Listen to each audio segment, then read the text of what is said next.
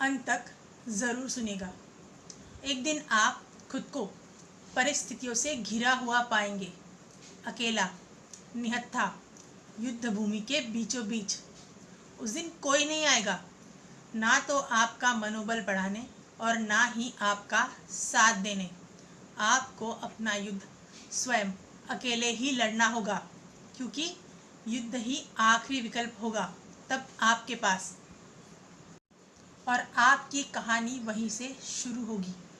भगवान श्री कृष्ण यदि चाहते तो महाभारत का युद्ध पलक झपकते ही खत्म हो जाता और विजय पांडवों के पक्ष में होती और पांडवों को उनका राज्य मिल जाता और धर्म की स्थापना कुछ ही क्षणों में हो जाती। लेकिन भगवान श्री कृष्ण ने ऐसा नहीं किया। क्यों? क्योंकि वो ये चाहते थे कि पांडव अपने संघर्ष का माध्यम स्वयं बने, अपना युद्ध स्वयं लड़े।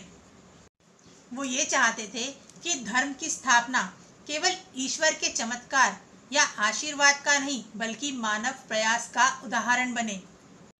ऐसा उदाहरण जो युगों युगों तक याद रखा जाए।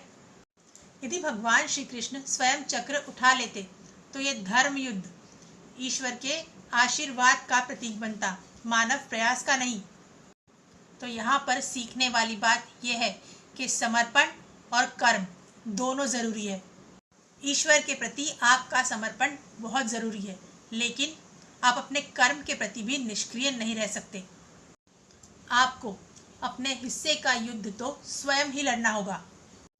ईश्वर आपके जीवन में श्री कृष्ण की भूमिका निभा सकते हैं, किंतु अर्जुन आपको स्वयं बनना होगा। यकीन मानिए, आप अपने सबसे शक्तिशाली और भरोसेमंद योद्धा खुद है।